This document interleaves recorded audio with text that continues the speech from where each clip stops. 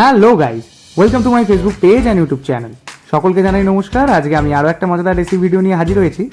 আজকের রেসিপির নাম অল টাইম ক্লাসিক স্কচের অথবা ডিমের ডেভিল। তাহলে চলুন দেখে নিই আজকের রেসিপিটা আমরা কীভাবে বানিয়েছিলাম।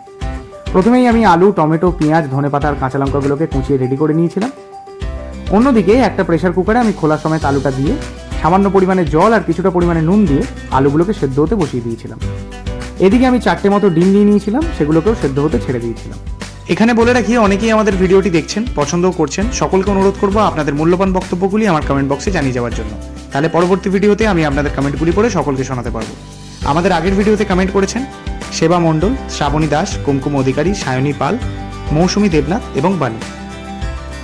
আলু আর ডিমটা সেদ্ধ হয়ে গেলে সেগুলোকে নামিয়ে রেখে একটা কড়ায় আমরা ডিমের টেবিলের পুরটাকে রেডি করে নিয়েছিলাম। প্রথমেই দিয়ে দিয়েছিলাম সর্ষের তেল। তেলটা গরম হয়ে গেলে এতে আমি দিয়ে দিয়েছিলাম শুকনো মশলাগুলো এক এক করে, তেজপাতা, শুকনো লঙ্কা আর কিছুটা পরিমাণে জিরে। মশলাগুলো দেওয়া হয়ে গেলে এতে আমি দিয়ে দিয়েছিলাম কেটে রাখা পেঁয়াজটা দিয়ে কিছুটা নেড়ে চেড়ে নেওয়ার পর এতে আমি দিয়েছিলাম সামান্য পরিমাণে চিনি আর কেটে রাখা টমেটো। চিনি আর টমেটোটা দেওয়া হয়ে গেলে ভালো করে নেড়ে চেড়ে একটু ফ্রাই করে নিয়েছিলাম। কিছুটা ভাজা ভাজা হয়ে আসলে এতে আমি দিয়ে দিয়েছিলাম বেশ খানিকটা পরিমাণে চিংড়ি মাছ।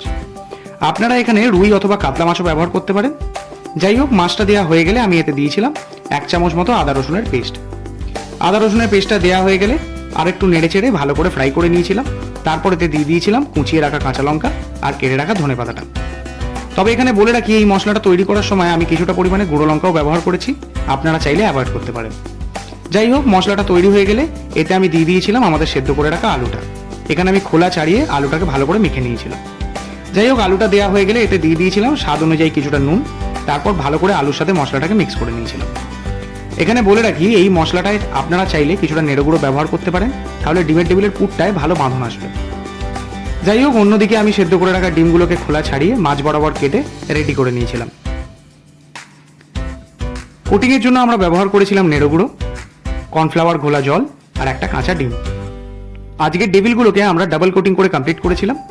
ফার্স্ট কোটিংয়ে আমরা এরমভাবে আলুগুলোকে দিয়ে ডিমগুলোকে ভালো করে কভার করে দিয়েছিলাম, দিয়ে একটা করে বল রেডি করে নিয়েছিলাম। ডেভিলগুলো রেডি হয়ে গেলে আমরা প্রথমে কর্নফ্লাওয়ার ঘোলা জলে একবার করে ডিপ করে নেড়ে গুঁড়ো দিয়ে ভালো করে ফার্স্ট কোটিংটা কমপ্লিট করেছিলাম। ফার্স্ট কোটিংটা হয়ে গেলে সেকেন্ড টাইম আমরা কাঁচা ডিমের মধ্যে ডেভিলগুলোকে ডিপ করে আবার নেড়ে গুঁড়ো দিয়ে কোটিং করে সেকেন্ড কোটিংটাও কমপ্লিট করেছিলাম। এইভাবে এক এক করে কোটিংগুলো কমপ্লিট করা হয়ে গেলে আমরা ডিমের টেবিলগুলোকে ওভার দ্য নাইট ফ্রিজে ছেড়ে দিয়েছিলাম ভালোভাবে সেট হয়ে যাওয়ার জন্য। তারপরে সাদা তেল গরম করে এক এক করে ফ্রাই করে নিয়ে বসে পড়ুন, এনজয় করুন আপনার স্ন্যাক্স। যাই হোক, আজকের ভিডিওটা কেমন লাগলো জানাতে ভুলবেন না। যদি ফেসবুক থেকে দেখে থাকেন তাহলে লাইক, কমেন্ট, শেয়ার করতে ভুলবেন না। ইউটিউব থেকে দেখে থাকলে সাবস্ক্রাইব করবেন, ইনস্টাগ্রাম থেকে দেখে থাকলে ফলো করতে ভুলবেন না। ধন্যবাদ।